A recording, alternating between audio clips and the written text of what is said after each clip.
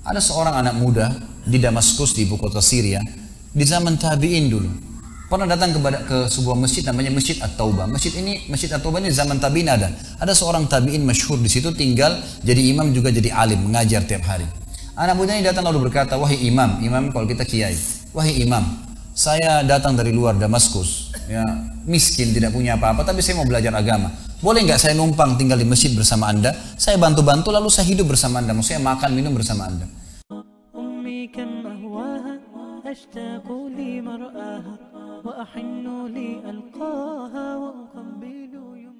Kata ya syekh itu, silahkan, nggak masalah. Tapi harus sabar, ya ikutin kehidupan saya. Apa yang saya makan kau makan, apa yang saya minum kau minum. Kata anak muda ini, baiklah.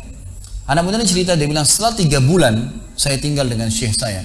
Ternyata syekh saya ini orangnya sangat zuhud, luar biasa. Ada makanan makan, tidak ada makanan puasa. Dan hari ini sudah 3 hari kami puasa. Sahur dengan sebutir kurma segelas air, buka puasa juga begitu. Tapi ini sudah hari ketiga, syekh saya masih kuat, saya sudah tidak kuat lagi, dia bilang. Saking tidak kuatnya saya bungkukkan punggung saya, menekan perut saya supaya lapar saya hilang.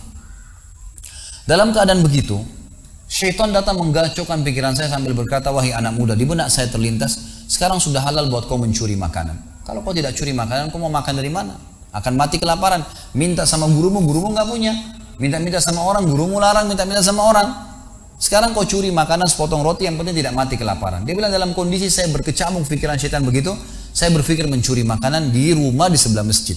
Zaman dulu teman-teman sekalian, dinding masjid tidak seperti kita sekarang ada tembok. Jadi zaman dulu tuh bisa dari tanah liat, atau kalau mau kuat, batang kurma ditebang atasnya, ditebang akarnya, ditancapin, lalu didempet-dempetin. Jadi dinding yang kuat. Dan rumah orang sama masjid berdempetan dindingnya. Dia naiklah dinding masjid, dari belakang masjid dia naik mau mencuri makanan. Di rumah yang pertama dia mau masuk mencuri di sebelah masjid, itu dia lihat ada 3 perempuan yang tidak tutup auratnya, lagi nunun kulit domba. Dia alihkan pandangannya karena dia tahu yang bukan mahramnya haram untuk melihatnya. Dan itu bukan tujuannya, dia ingin cari makanan. Dia pindah ke rumah kedua. Waktu dia pindah ke rumah kedua, dia lihat dari atas rumah karena pakai pelapa-pelapa kurma, jadi kelihatan nggak ada orang, tapi ada bau masakan. Kena laparnya dia turun ke dalam, dia masuk ke dapur, ditemukan ada panci yang lagi dipakai masak dengan kayu bakar. Di dalamnya ada, waktu dia buka, air yang sedang direbus 2 buah terong yang sudah matang. Karena lapar sekali, diambil sama dia terong 1 lalu digigit. Sementara dia kunyah teman-teman sekalian, dia bilang, dia ceritakan dirinya, waktu saya sebentar kunyah dan sangat lapar, saya sudah buru-buru ingin menelannya, tapi tiba-tiba muncul ketakwaan saya pada Allah. Muncul ketakutan saya pada Allah, kepatuhan saya sama Allah. Lalu saya berkata dengan diri saya, subhanallah, syaitan berhasil membuat saya melakukan 3 dosa sekaligus. Yang pertama, masuk rumah orang tanpa izin, dosa. Yang kedua, mencuri, mengambil terong itu. Dan yang ketiga, saya sedang memakan makanan yang haram. 3 dosa sekaligus. Maka dia bilang, tidak mungkin Allah membuat saya mati kelaparan karena meninggalkan yang haram. Karena Nabi Muhammad SAW sudah bersabda, "Man taraka sya'ni la abdalahu khairan min." Siapa yang meninggalkan sesuatu karena Allah, Allah akan gantikan yang lebih baik darinya. Lalu saya lempar gumpalan makanan terong itu ke lantai dapur tersebut, lalu saya kembali ke masjid. Dan masih ada pengajian, saya tidak bisa tangkap apa yang sedang dibahas karena laparnya. Waktu bubar pengajian, dia bilang, guru saya duduk di kursinya, saya pun duduk di tiang salah satu masjid. Ada 1 orang tua di belakang masjid. Lalu masuklah seorang wanita dari pintu masjid bercadar, berbicara dengan guru saya sambil guru saya menundukkan pandangannya. Setelah itu guru saya mengangkat kepalanya lalu melihat ke arah saya dan memanggil, "Kesinilah muridku." "Datanglah saya," kata anak muda ini. Lalu ditanya oleh guru saya, "Apa kau sudah menikah?" Dijawab oleh muridnya, "Belum." Lalu ditanya 2 kali, "Apa kau ingin menikah?" Dia tidak jawab. "Apa kau ingin menikah?" Tidak jawab. Sampai 3 kali, "Apa kau ingin menikah?" Dia tidak jawab. Lalu kata anak muda ini, "Wahai imam, wahai syekh, ya guru saya setelah Allah subhanahu wa ta'ala, hidup saya bergantung pada anda. Apa yang anda makan, saya makan. Apa yang anda minum, saya minum. Sekarang sudah 3 hari kita punya makanan dan minuman, puasa. Dan saya sangat lapar. Kalau saya nikah, saya mau beri makan dari mana istri saya?" Lalu kata syekhnya, "Ini perempuan di sebelah saya yang bercadar baru selesai masa iddah meninggal suaminya 4 bulan 10 hari. Dan dia ditinggalkan harta yang cukup, dia masih muda, dia takut fitnah. Dia ingin saya carikan jodoh, saya anggap kamu cocok. Kamu mau?" Dia bilang iya. Tanya perempuan, "Kamu mau?" Dia bilang iya.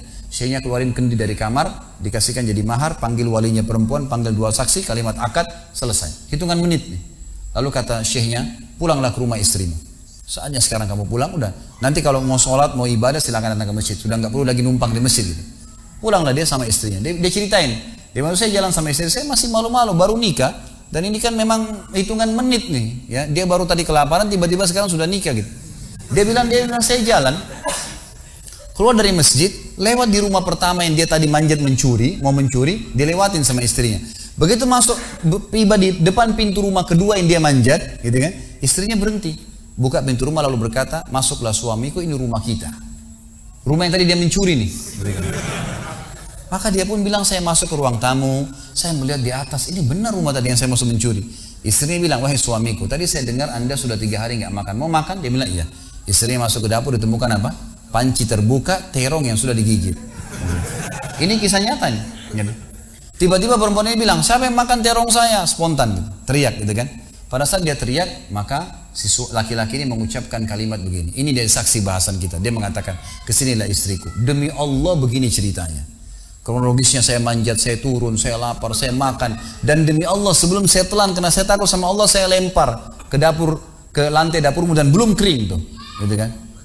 Maka perempuan ini mengucapkan kalimat, saya berharap semua muslimah di belakang sana juga punya iman seperti ini. Kata para ulama, ucapan wanita ini perlu diukir dengan ukiran emas, karena menandakan iman yang luar biasa. Kata dia, wahai suamiku, engkau meninggalkan segumpal makanan haram. Allah jadikan makanan itu, pancinya, rumahnya, pemilik rumahnya jadi milikmu sekarang. Allah bukan hanya hilangkan laparnya, makanannya dikasih, pancinya, rumahnya, pemilik rumahnya sekarang jadi milik dia. Orang yang bertakwa kepada Allah diberikan jalan keluar, teman-teman sekalian. Jadi bertakwalah sama Allah, hanya patuh dan tunduk kepadanya. Semua yang baik di mata Allah, semua yang buruk juga di mata Allah SWT. Dan jangan pedulikan urusan dunia ini, jalankan sesuai dengan apa yang Allah SWT inginkan. Allahu a'lam. Mungkin sampai sini dulu.